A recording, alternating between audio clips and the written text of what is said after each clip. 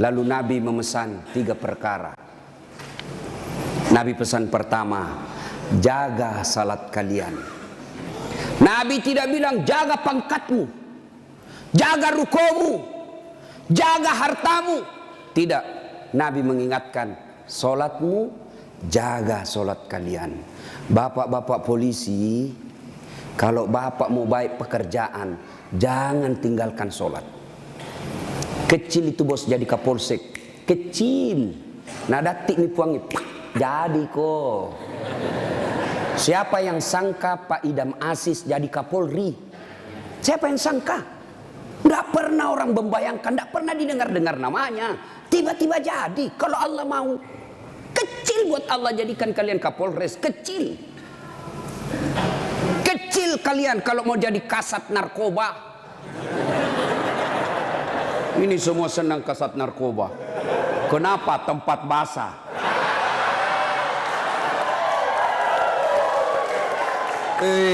Hati-hati Pak Polisi.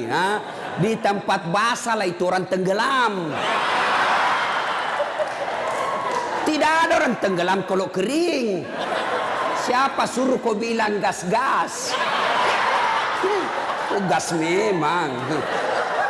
Kita sudah tanda tangan MOU toh. Pak, kecil, sholat ki Pak. Kecil bapak punya bahagia. Ustadz, kenapa itu kasihan istriku nangomel aja nak kerja.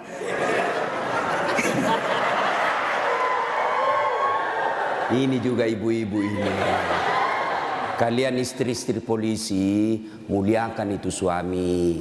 Kita kira itu gampang jadi polisi, Bu. Saya saja bukan polisi, saya bayangkan itu susahnya jadi polisi. Masalahnya orang datang ke mana? Sentuh, kemana kamu? Kok nanti coba bayangkan. Kita mau baik-baik. Datang lagi sepupu tak menangis di depan tak. Nah telepon tong maki om tak. Iko tomik tuh, kau Tommy diharap. Kaulah satu-satunya keluarga di polisi. Apa kek kau bantukan itu kemanakanmu? Coba bayangkan. Nggak gampang itu. Kalau Ustadz apa godaannya? Apa godaannya Ustadz? Kemana-mana pakai gamis. Nggak ada perempuan mau dekat sama kita. Nah bacakan kau Yasin jauh-jauh kok. Tapi kalau polisi Pak, godaannya banyak. Banyak betul godaannya itu polisi.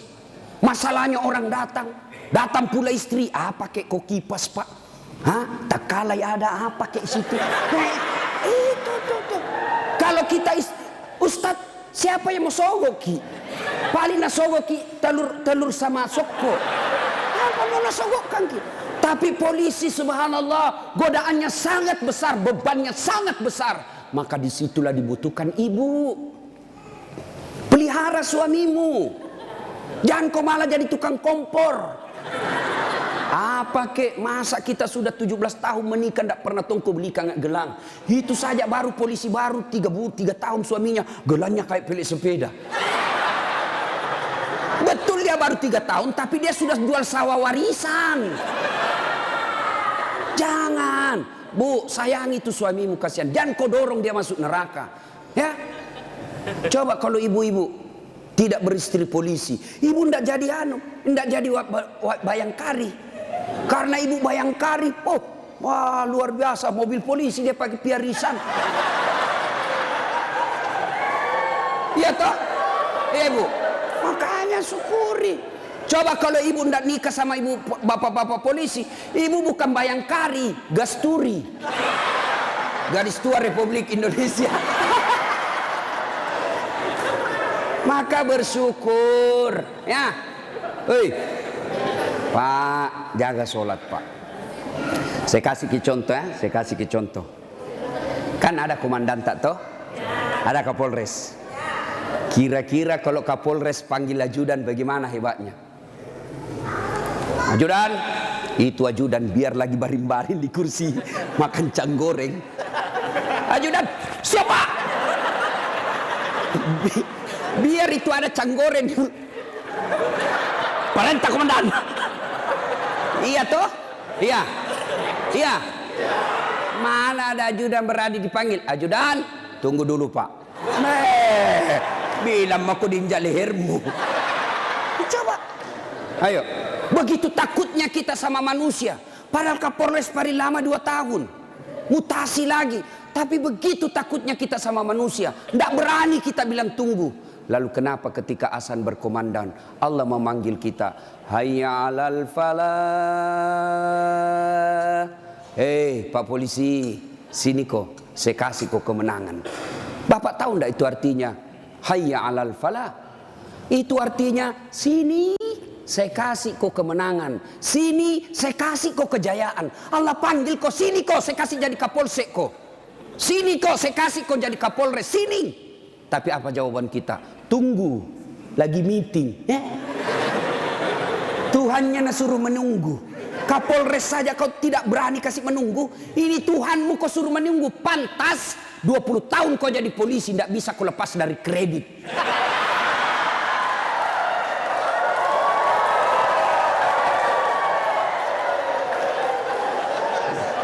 Gas memang.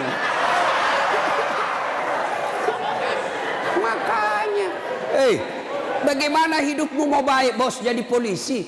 Kau udah bisa cari muka sama atasan. Siap komandan, siap salah komandan. Bapak kerja sama manusia, 10 nasuruh ki kerja. Nih kerja ini 10, 9 yang cocok, 1 salah, yang salah na persoalkan. Bodoh memang kau ini. Coba, nah lupa itu 9 yang cocok, padahal 9 yang betul, 1 di kodosa. Nah, bodoh memang kau ini. Nggak ada. Itulah manusia. Kalian capek cari kelakuan baik. Jangan kau terlalu mencari muka sama pimpinanmu. Yuk kerja saja dengan baik sebagai polisi. Ada tupoksimu, ada ini kasat ini, jelas pekerjaannya. Kerja itu dengan baik, perbaiki sholatmu, Allah yang angkat derajatmu. Tapi kau siapa? Nah bilang ada di Jakarta, cemen lu men. Ayo, serius Pak. Baiki saja sholat. Kecil Pak. Bapak kan punya jalan jadi Kapolsek. Bapak punya jalan untuk jadi Kapolres. Kenapa? Bapak polisi, memang ada jalannya. Yang tidak bisa ada jalannya, saya jadi Kapolres. Tidak ada itu. Tidak ada jalannya itu bos. Ayo, yang tidak ada saja jalannya Allah kasih. Saya ulang, yang tidak ada saja jalannya Allah kasih. Apalagi memang ada jalannya. Apa maksudnya? Pak, bisa ndak perempuan hamil tidak pernah disentuh laki-laki? Itu ndak ada jalannya menurut ilmu kedokteran. Ndak mungkin. Tapi kalau Allah yang mau jadi Siti Maryam, wanita suci, tidak pernah disentuh laki-laki, hamil melahirkan Isa alaihi salam. Tuh Siti Maryam. Cuma sekarang banyak tahu perempuan mau ingin Siti Maryam. Hamil tidak ada suaminya. Usut punya usut, ternyata selingkuh sama polisi.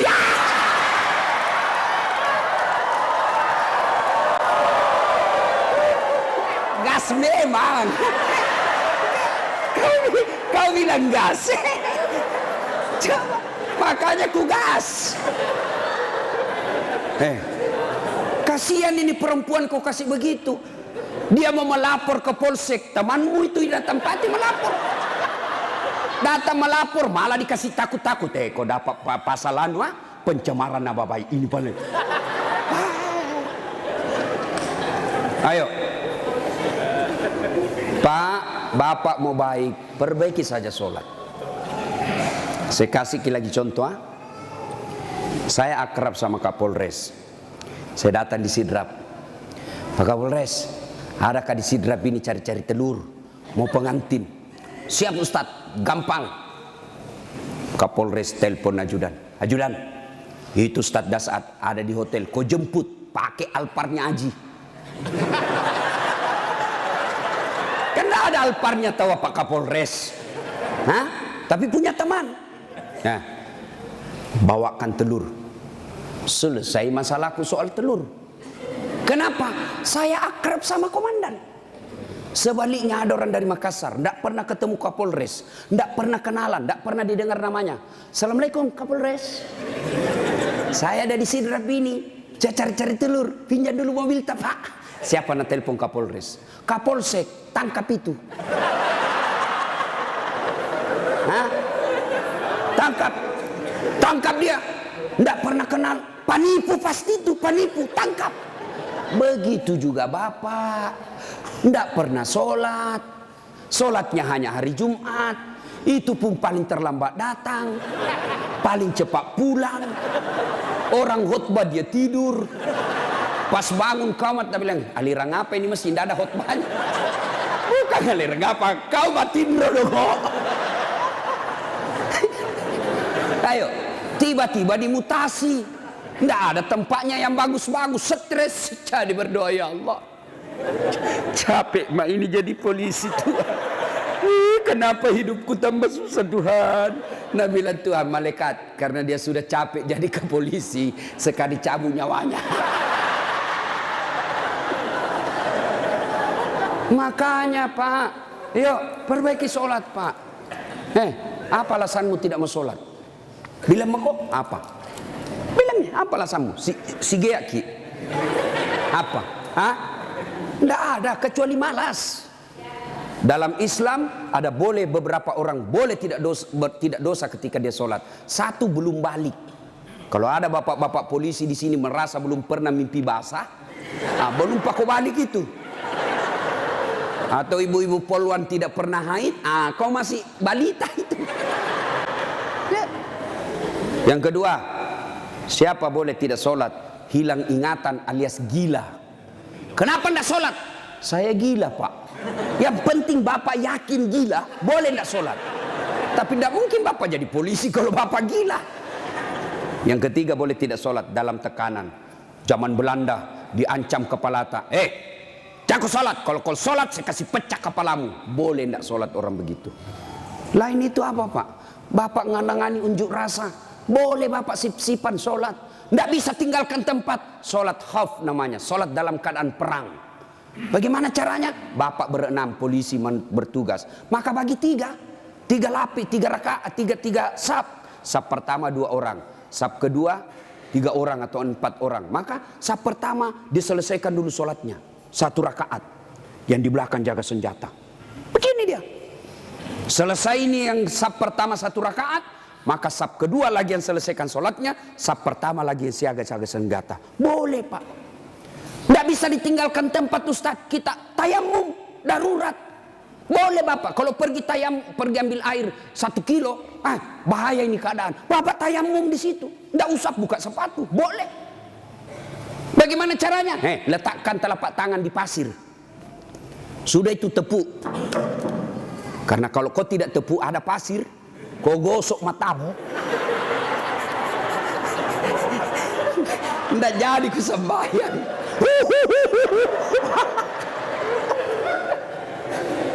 Itu gunanya. Selesai. Agapi. Tidak ada alasan. Maka Bapak sholat. Maulid kali ini, yang tadinya masih malas sholat, perbaiki sholat Pak. Kecil buat Bapak, Allah kasih kita. Kecil Pak. Kecil sekali. Ini perkara dunia. Allah cukup mengucapkan kun. Itu saja itu disebut kun fayakun. Jadi. Nagati lipuangnya. Jadi. Coba. Maka Bapak Ibu, Ibu Bapak ini perbaiki saja sholat. Bapak-bapak punya anak, tidak perlu di sekolah jauh-jauh ke luar negeri. Kontrol saja sholatnya. Baik sholatnya, insya Allah anakmu akan bahagia. Satu. 2. Kata Nabi, jaga perempuan di antara kalian. Nabi lagi tidak bilang jaga tetanggamu. Ini bapak-bapak juga banyak. Kalau sama tetangganya sopan. Assalamualaikum Ibu.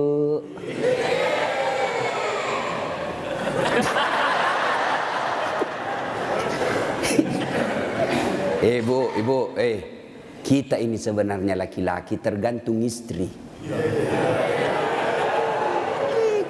Kalau istri kita baik, sopan bicara, tidak mungkinlah kita macam-macam. Datang mama tak kau hormati, datang saudara tak kau muliakan, pasti kita berpikir, baik sekali istriku ini. Belum tentu saya dapat perempuan lebih baik dari ini. Ya sudahlah, saya sabar saja menghadapi ini. Tapi kau suka kau ngomel, malas, datang mertuamu tidak pernah enak mukamu. Baru 1 jam duduk kau bilang kapan pergi pulang mak. Datang mertua laki-lakimu langsung kau bilang kasihan mbokmu. Datang lagi bapakmu bawa beras 50 kilo, pulang nanti 1 juta. Ada begitu istri tak pak? Itu yang membuat hidup tak sial. Betul pak. Kalau ada istri bapak yang tidak tahu menghormati orang tua tak, itu yang membuat hidupmu sial. Maka nasihati itu istri baik-baik. Ini juga ibu-ibu, hargai itu suami. Ya, untung ibu punya suami, punya anaknya orang. Coba terima beres. Hei, serius kah ini?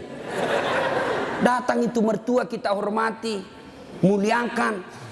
Coba, ada kadang-kala ibu-ibu curhat sama saya, Ustaz, kenapa itu suamiku lebih sayang, kasihan satu rumah kak sama mertua perempuanku. Kenapa ini kasihan nih suamiku, sayangnya sama mamanya saya tidak. Saya bilang, sadar kok ibu, mamanya orang itu, bukan selingkuhannya, bukan istri kedua. Kalau istri kedua boleh kau bilang begitu, bersaing kok. Tapi ini mamanya, dari rahimnya itu, keluar dari perutnya, dia yang didik dia yang kasih jadi polisi, dia yang biaya, kau terima beres.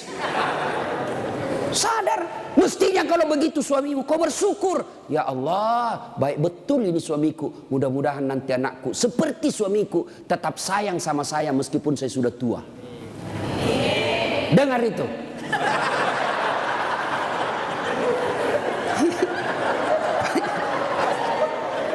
Nonton kita ini pun, hei, coba lihat kasih yang ini polisi. Di jalan ngirup udara kotor. Jalan baik-baik dicurigai lagi. Polisi. Pada orang baik datang cari perampok. Coba di kantor kalian dimarah-marahi sa komandannya. Siap salah komandan, ditembak di pantatnya. Siap salah komandan, siap salah. Sampai lagi di rumah kau maki-maki lagi. Bodoh memang tahu kenapa kau tidak lawan. Apa mau dilawan? Nah dia Kapolres.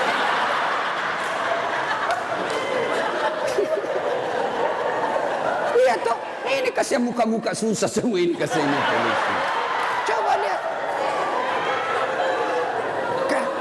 Enak tong itu kalau pulang suamimu kau sayang-sayangi. Kau masakan kesenangannya. Tidak bisa tiap bulan, sekali seminggu lah. Ya. Paling tidak ketika kau terima gajinya, kau telepon itu suamimu. Pak, jangkit makan di luar. Hari ini saya masak kesenangan tak untuk kita pak. Tanam maki, spesial hari ini. Salam sayang selalu dari istrimu di rumah.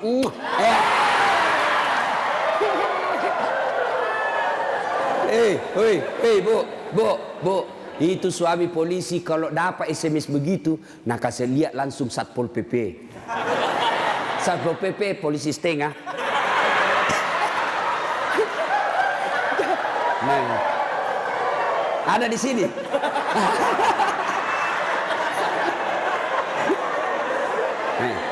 Apa nak bilang? Nak bilang itu polisi. Lihat kau ini istriku bos. Betul dia lebih tua dari saya. Betul dia tidak cantik. Dia orang kampung. Tapi kau lihat bos. Istriku ini. Pernah SMS begitu? Paling kita SMS, Pak, jangan lupa singgah beli gas.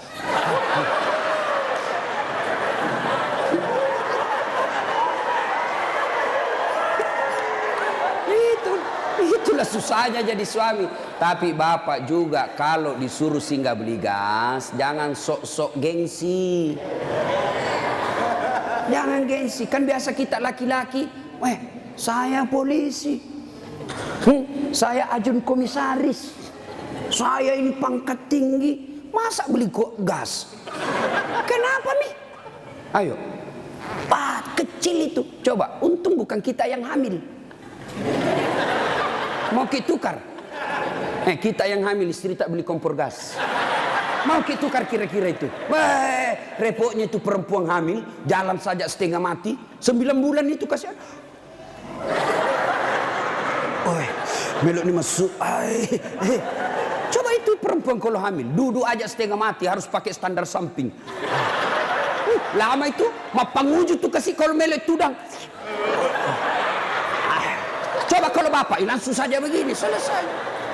Maka ketika yang begitu, bapak ikhlas saja, itulah pengabdian kita kepada istri. Ya, tenang. Itu Nabi Pak 11 istrinya. Tapi tidak pernah ada istrinya mengatakan menyesal saya nikah sama kau Muhammad. Bapak satu menderita lahir batin. Itu Nabi Pak, Nabi kalau minum sama istrinya, dia kasih begini, minum, kasih lagi istrinya, satu teguk, kasih lagi istrinya. Begitu romantisnya Nabi. Dan hebatnya itu, kalau Aisyah minum di sini bibirnya, itu cari Nabi. Coba Pak Kasat begitu. Minum bekas bibirnya istri. Bau mulutmu.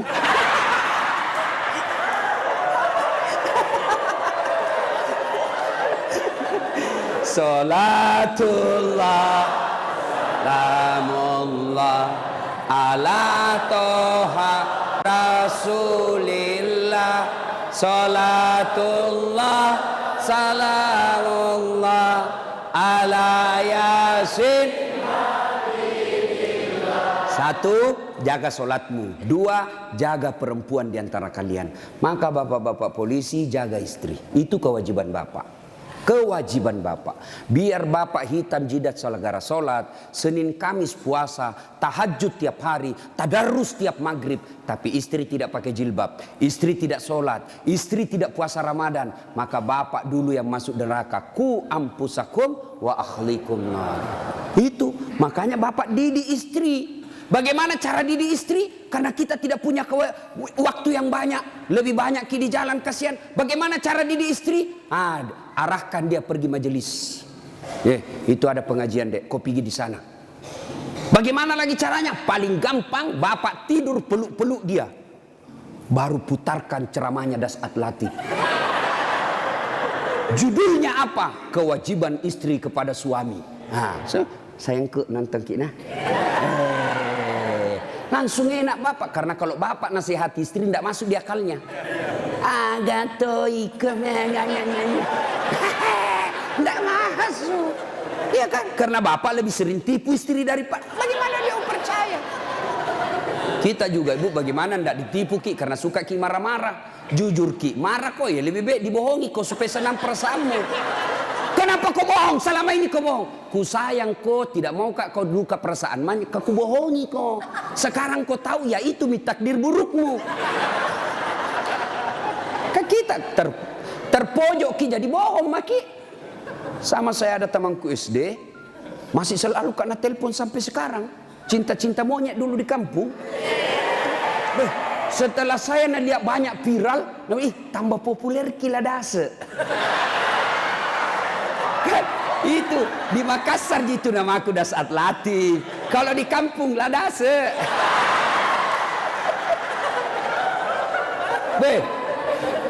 Dia selalulah telepon saya. Nggak enak kan?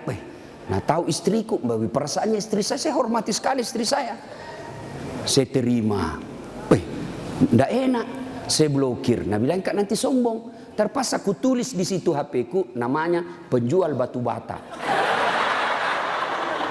Jangan kau shooting ibu, nanti sampai sama istriku. Bunyi itu telepon. Nah lihat istriku, Ustaz, ada panggilan tak? Dari siapa sayang? Penjual batu bata. Wah.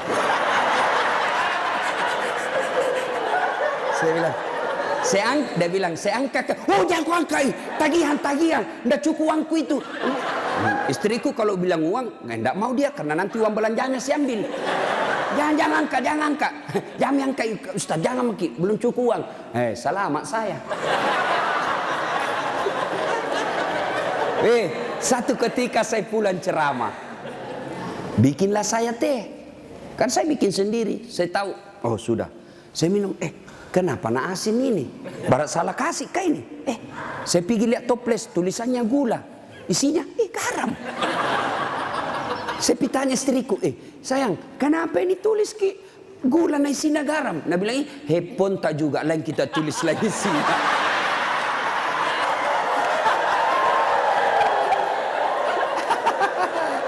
Ibu, sudah tahu rumusnya toh? Pak, jaga istri kalian, jaga. Gimana caranya? Ajari terus, nasihati terus, nasihati terus. Tapi bapak tidak mungkin bisa didengar istri kalau bapak saja kelakuannya tidak baik. Tidak mungkin. Maka untuk menjadi baik kepada istri, bapak dulu yang harus bagus. Bapak dulu yang kasih contoh sholat 5 waktu. Kalau perlu bangun subuh-subuh sama-sama. Sayangku, yuk peluk dengan baik, cium pipi. Nah bilang apa aja dia mau dicium stas nangoro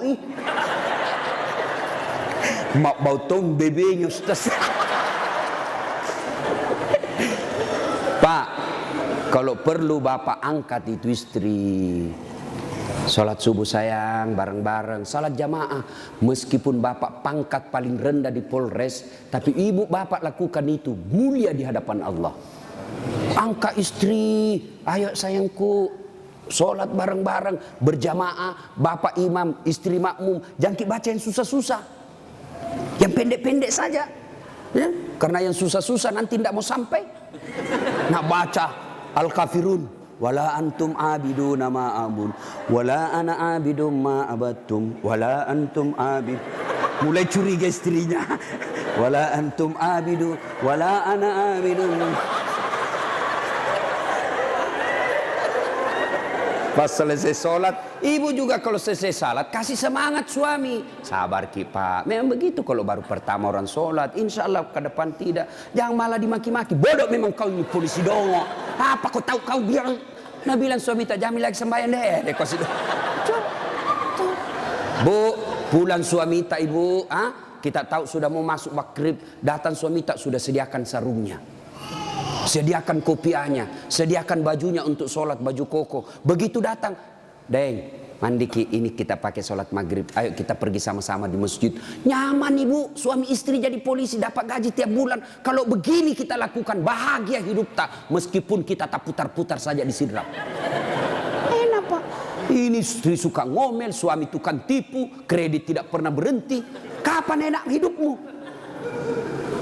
Ayo, maka perbaiki ini, saling menjaga. Suami nasihati istri, istri ingatkan suami. Itu rumah tangga yang bahagia. Dan yang ketiga kata Nabi, ucapan yang beliau keluar dari bibirnya, ummati, ummati, ummati, umatku, umatku, umatku. Begitu sayangnya sama Nabi. Sayang Nabi sama kita. Nabi tidak mengucapkan Khadijah, Khadijah, Khadijah. Tidak. Nabi yang diucapkan ummati, umat kita. Apa di dunia saja? Tidak, sampai di akhirat pun Nabi seperti itu. Ketika hari kebangkitan tiba, Allah perintahkan kepada malaikat Jibril, Jibril, kau bangkitkan manusia paling mulia yang sangat aku sayangi, Muhammad sallallahu alaihi wasallam. Nabi Jibril setengah mati mencari, lalu Allah kasih keberkahan. Makamnya Nabi keluar asap. Didapat. Lalu bangkitlah Nabi. Ya seperti itu yang kita lihat di sirkus. Ada manusia yang tiba-tiba naik saja ke permukaan. Lalu Nabi duduk. Gosok mata. Jasadnya Nabi pak sampai detik ini tidak hancur. Seperti ketika beliau hidup. Kulitnya tidak rusak. Pernah kan beberapa kali itu kan kuburnya Nabi jasadnya Nabi dicuri. Kan beberapa kali itu 9 kali. Dan jasadnya pun sudah ratusan tahun meninggal. Masih sama. Nah, bangun Nabi, gosok matanya. Lalu Nabi buka, nampak Jibril di depannya. Lalu Nabi berkata, Jibril, hari apa ini? Ya Muhammad, inilah hari kebangkitan yang pernah Allah janjikan kepadamu. Kira-kira kalau bapak bangkit seperti itu, bapak cari siapa? Mana kasihan anakku? Oh, mana itu istriku yang baik sekali? Apa Nabi cari keluarganya? Tidak. Nabi tidak berkata, mana bapakku, rindu saya mau melihat bapak saya yang tidak pernah saya lihat wajahnya. Tidak. Siapa yang Nabi cari? Aina ummati. Jibril, mana umatku? Kita yang dicari Nabi pak. Bayangkan, begitu cintanya Nabi kita. Nabi cinta di dunia sampai di akhirat. Nah sekarang, bagaimana kecintaan kita kepada Nabi? Kalau sahabat luar biasa cintanya kepada Nabi. Nabi sakit ujung akhir hidup beliau. Nabi datang ke masjid sholat subuh. Selesai sholat subuh, Nabi lalu naik pidato. Saudara-saudara sekalian, kita sudah bertahun-tahun membela agama Allah, hidup bareng bersama. Tentu ada yang pernah saya sakiti, baik yang sengaja maupun yang saya tidak sengaja. Kalau ada yang pernah saya sakiti dan saya tidak tahu, tolong balas hari ini. Daripada nanti di akhirat kau membalas, sakitnya berlipat-lipat. Sekarang saya minta balas sebelum saya meninggal. Suasana hening. Abu Bakar paling duluan menangis. Tanda-tanda Nabi sebentar lagi meninggalkan kita ini. Suasana hening. Tiba-tiba dari belakang ada sahabat Nabi namanya Ukasya. Hitam tinggi besar berdiri. Ya Rasulullah, saya pernah Anda sakiti. Semua orang balik. Kurang ajarnya ini Ukasya.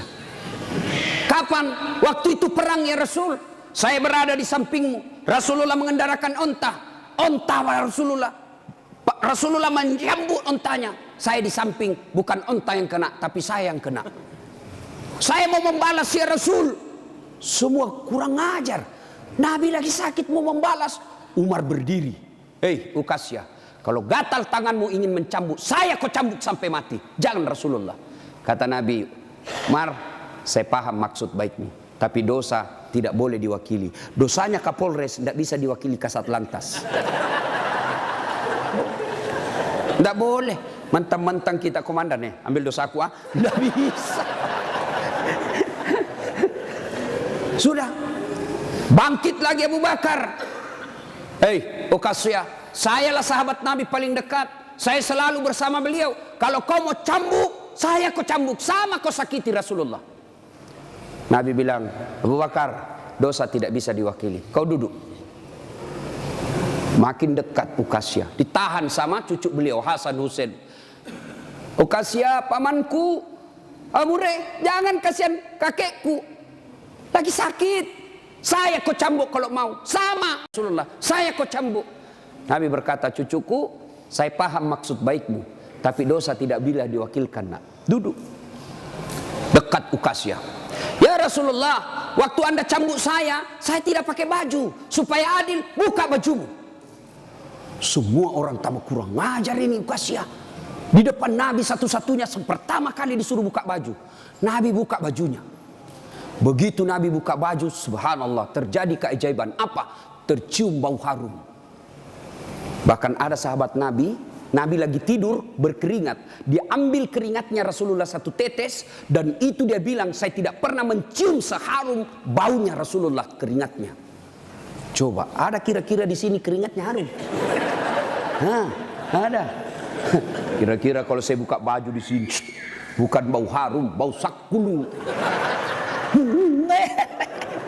Itulah Rasulullah. Lalu apa kata Rasulullah? Ya, baik, saya buka. Kata Nabi, cepat kau Ukasya, jangan kau buat saya lama tidak pakai baju, nanti Allah menghukummu. Maju Ukasya, dia buang cambuknya. Lalu dia peluk badan Nabi, dia cium badan Nabi dadanya. Lalu sambil menangis, ya Rasulullah, maafkan saya. Apa maksudmu Ukasya? Tadi kau mencambuk saya, sekarang kau menangis memelukku. Kata Ukasya, ya Rasulullah, itu tadi cerita saya cuma karang. Itu cari cerita saya cuma buat-buat. Kenapa? Saya tahu sebentar lagi Rasulullah meninggalkan kami. Ingin rasanya kulitku yang hina ini bersentuhan dengan kulitmu ya Rasulullah. Karena saya tahu tidak mungkin saya bisa lagi menyentuhnya tanpa saya akali seperti ini. Ya Rasulullah, mau sekali nih kulitku yang hina menyentuh kulitmu yang mulia. Pun kalau saya nanti masuk surga belum tentu sama kita punya kelas. Saya ingin menyentuhmu ya Rasulullah. Saya ingin merapatkan badanku dengan kulitmu yang mulia ini ya Rasulullah. Nabi lalu meneteskan air mata dan berkata, saudara-saudara sekalian, kalau kalian mau tahu temanku di akhirat kelak, inilah karena cintanya kepada Rasulullah Muhammad sallallahu alaihi wasallam. Rasulullah luar biasa cintanya kepada kita. Lalu kalau Bapak cinta kepada Rasulullah, muliakan Rasulullah dengan cara apa? Pelihara warisannya. Apa warisan Nabi? Bukan istana. Apa warisan Nabi? Al-ulama'u warisatul anbiya. Muliakan ulama. Bapak-bapak polisi, gunakan kekuasaanmu untuk melindungi pewaris para nabi. Bukan pewaris pejabat. Lindungi pewaris para nabi. Supaya kalian nanti di akhirat ada yang bernyamamu, melindungimu ketika pada saat itu tidak ada lagi perlindungan. Rasulullah pewarisnya bukan gubernur. Rasulullah pewarisnya bukan presiden. Rasulullah pewarisnya bukan Kapolri, tapi pewarisnya Nabi adalah ulama. Muliakan ulama karena sama saja kalian memuliakan Rasulullah. Tidak usah kau muliakan Dasat Latif, tidak usah kau muliakan kiainya, tapi muliakan ilmu yang beria. Kalian tahu halal haram bukan dari Kapolres. Kalian tahu halal haram, rukun-rukun iman, rukun-rukun haji bukan dari Kapolri, bukan dari sekda, bukan dari bupati, tapi kalian mengetahuinya dari ilmu-ilmu para ulama. Ini saja tausiah kita, mudah-mudahan ada manfaat. Saya ingin berlama-lama, tapi saya harus ada di Makassar pukul 11 karena saya harus perjalanan lanjut ke Kolaka. Terima kasih Pak Kapolres. Saya doakan Bapak beserta istri sehat walafiat, diberikan kemampuan dan kesanggupan untuk menjaga wilayah hukum Sidrap dan sekitarnya. Bapak-bapak polisi, saya berdoa semoga Bapak sekalian selalu dititipkan iman dalam hati, sehingga Bapak betul-betul menjadi pengayom, pelindung, dan pelayan masyarakat. Insya Allah, luar biasa pekerjaan Bapak. Kalau Bapak melaksanakannya dengan baik, Bapak ini bertugas sebagai Umar bin Khattab, menegakkan hukum. Luar biasa. Kalau saya paling hanya bisa menganjurkan di mimbar, tapi kalau Bapak polisi mampu mengamalkan langsung. Saya jangan minum khamar, jangan narkoba. Nah, dengar anak muda, tapi kalau Bapak bilang jangan narkoba, langsung ditangkap masuk penjara. Bapak lebih hebat dalam dakwah daripada ustadz. Kalau ustadz di mimbar teriak-teriak, jangan minum khamar. Kita lihat peminum khamar, paling dibilang, dede mabuk si Ronald muda. Tapi kalau Bapak polisi dapat langsung bisa disegel, borgol, bawa ke penjara. Nah, ibu bapak, saudara-saudara sekalian, mudah-mudahan ada manfaat. Lebih dan kurangnya mohon dimaafkan. Sebelum kita akhiri, mari kita berdoa kepada Allah Subhanahu wa taala.